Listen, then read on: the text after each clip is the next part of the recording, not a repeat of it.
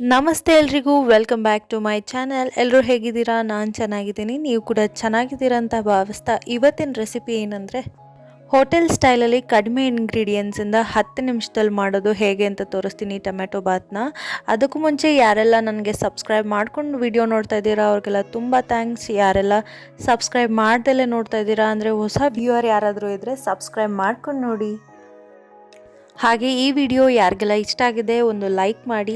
Recipe try ಮಾಡಿರೋರು ಯಾರಾದರೂ ಇದ್ದರೆ ಕಮೆಂಟ್ ಸೆಕ್ಷನಲ್ಲಿ ಹೇಳಿ. ಮೊದಲಿಗೆ ಇಲ್ಲಿ ಒಂದು ಪಾತ್ರೆನ ಬಿಸಿ ಮಾಡೋಕ್ಕೆ ಇಟ್ಕೋತಾ ಇದ್ದೀನಿ. ನಾನಿಲ್ಲಿ ಕುಕ್ಕರ್ ಇಟ್ಕೊಂಡಿದ್ದೀನಿ.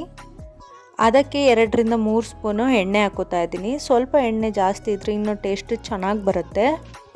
ಎಣ್ಣೆ ಕಾದ್ಮೇಲೆ ಪಲಾವ್ ಐಟಮ್ಸ್ ಇರುತ್ತಲ್ಲ, ಅಂದರೆ ಎಲ್ಲ ಥರ ಸ್ಪೈಸಸ್, ಚಕ್ಕೆ, ಲವಂಗ, ಪಲಾವ್ ಎಲೆ, ಕಸ್ತೂರಿ ಮೇಥಿ ಎಲ್ಲ ಇರುತ್ತಲ್ಲ, ಅದನ್ನೆಲ್ಲ ಹಾಕ್ಕೊಂಡು 2ರಿಂದ 3 ನಿಮಿಷ ಫ್ರೈ ಮಾಡ್ಕೋಬೇಕು. ಅದಾದಮೇಲೆ ಸಣ್ಣಕ್ಕೆ ಉದ್ದಕ್ಕೆ ಕಟ್ ಮಾಡಿರೋವಂಥ ಈರುಳ್ಳಿನ ಸೇರಿಸ್ಕೊತಾ ಇದ್ದೀನಿ.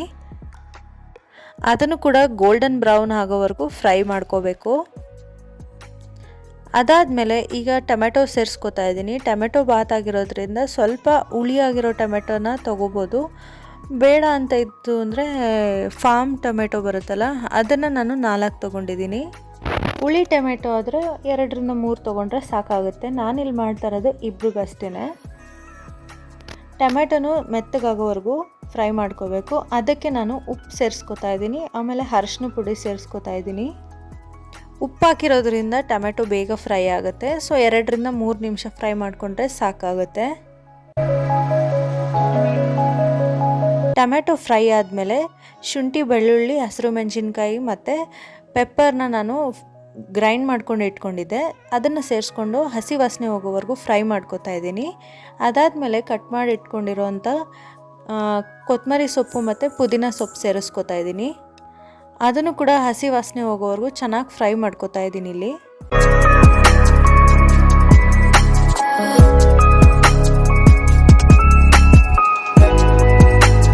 ಎಲ್ಲ ಫ್ರೈ ಆದಮೇಲೆ ನಾನಿಲ್ಲಿ ಸಾಂಬಾರು ಪೌಡರ್ ಬರುತ್ತಲ್ಲ, ಅಂದರೆ ಬೇಳೆ ಸಾರಿನ ಪೌಡರ್ ಬರುತ್ತಲ್ಲ, ಅದನ್ನು ಸೇರಿಸ್ಕೊತಾ ಇದ್ದೀನಿ 1 ಸ್ಪೂನು.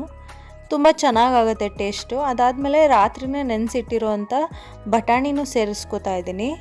ಅದನ್ನು 2ರಿಂದ 3 ನಿಮಿಷ ಫ್ರೈ ಮಾಡ್ಕೋಬೇಕು. ಎಲ್ಲನೂ ಅಷ್ಟೇ ಫ್ರೈ ಮಾಡ್ಕೋತಾ ಇದ್ದರೆ ಹಸಿ ವಾಸನೆ ಹೋಗುತ್ತೆ ಮತ್ತು ಟೇಸ್ಟ್ ಕೂಡ ಚೆನ್ನಾಗಿ ಬರುತ್ತೆ ಅಂತ. ಅದಾದಮೇಲೆ ಕ್ಲೀನಾಗಿ ತೊಳೆದಿರೋ ಅಂಥ 1 ಗ್ಲಾಸ್ ಅಕ್ಕಿ ಸೇರಿಸ್ಕೊತಾ ಇದ್ದೀನಿ. ಅಕ್ಕಿನ ನಾವು ನೀರು ಹಾಕೋಕ್ಕೂ ಮುಂಚೆನೇ ಫ್ರೈ ಮಾಡಿಕೊಂಡ್ರೆ ಬಿಡಿಯಾಗಿ ಬರುತ್ತೆ, ಅಂದರೆ ಉದುರಾಗಿ ಬರುತ್ತೆ ಅನ್ನ. ತುಂಬ ಚೆನ್ನಾಗಾಗುತ್ತೆ. ಜಾಸ್ತಿ ಏನು ಬೇಡ, ಒಂದು 2-3 ನಿಮಿಷ ಫ್ರೈ ಮಾಡಿಕೊಂಡ್ರೆ ಸಾಕು. ಕೈ ಬಿಟ್ಟರೆ ಸೀದೋಗ್ಬಿಡುತ್ತೆ. ಸೊ ನಾನಿಲ್ಲಿ ಚೆನ್ನಾಗಿ ಫ್ರೈ ಆದಮೇಲೆ 1 ಗ್ಲಾಸ್ ಅಕ್ಕಿಗೆ 2 ಗ್ಲಾಸ್ ನೀರು ಹಾಕೋತಾ ಇದ್ದೀನಿ. ಇದನ್ನು ನೀಟಾಗಿ ಮಿಕ್ಸ್ ಮಾಡಿಕೊಂಡು ಒಂದೇ ಒಂದು ಕುದಿ ಬರೋಕ್ಕೆ ಬಿಟ್ಟಿದ್ದೀನಿ. ಸೊ ಒಂದು ಕುದಿ ಬಂದ ಮೇಲೆ ಸ್ವಲ್ಪ ಅನ್ನಕ್ಕೆಲ್ಲ ಉಪ್ಪು ಖಾರ ಹಿಡ್ದಿರುತ್ತೆ. ಆಗ ನಾವು ಉಪ್ಪು ಖಾರ ಟೇಸ್ಟ್ ಎಲ್ಲ ಹೇಗಿದೆ ಅಂತ ಒಂದು ಸತಿ ಟೆಸ್ಟ್ ಮಾಡಿಕೊಂಡು ಉಪ್ಪು ಬೇಕಾದರೆ ಉಪ್ಪು ಹಾಕ್ಕೋಬೋದು. ಸ್ವಲ್ಪ ಖಾರ ಬೇಕು ಅಂತ ಅಚ್ಕಾರದ ಪುಡಿ ಕೂಡ ಸೇರಿಸ್ಕೋಬೋದು ಈ ಟೈಮಲ್ಲಿ.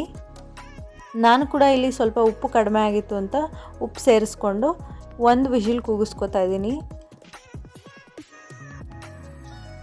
ವಿಷಿಲೆಲ್ಲ ಆರಿದ್ಮೇಲೆ ಸೊ ಮಸಾಲೆ ಎಲ್ಲ ಈ ಥರ ಬಂದಿರುತ್ತೆ. ಇದನ್ನು 1 ರೌಂಡ್ ಮಿಕ್ಸ್ ಮಾಡಿಕೊಂಡ್ರೆ ಕ್ಲೀನಾಗಿ ಸೆಟ್ ಆಗುತ್ತೆ, ಚೆನ್ನಾಗಿರುತ್ತೆ. ಒಂದು ಸತಿ ಟ್ರೈ ಮಾಡಿ ನೋಡಿ. ಈ ರೆಸಿಪಿ ನಿಮಗೇನಾದರೂ ಇಷ್ಟ ಆಗಿದ್ದರೆ, ಯಾರಾದರೂ ಟ್ರೈ ಮಾಡಿದರೆ ಪ್ಲೀಸ್ ನನಗೊಂದು ಕಮೆಂಟ್ ಸೆಕ್ಷನಲ್ಲಿ ಹೇಳಿ ಹೇಗಿತ್ತು ಅಂತ. ಮತ್ತೊಂದು ರೆಸಿಪಿ ಜೊತೆ ನೆಕ್ಸ್ಟ್ ವಿಡಿಯೋದಲ್ಲಿ ಸಿಗ್ತೀನಿ. ಬಾಯ್. Thanks for watching.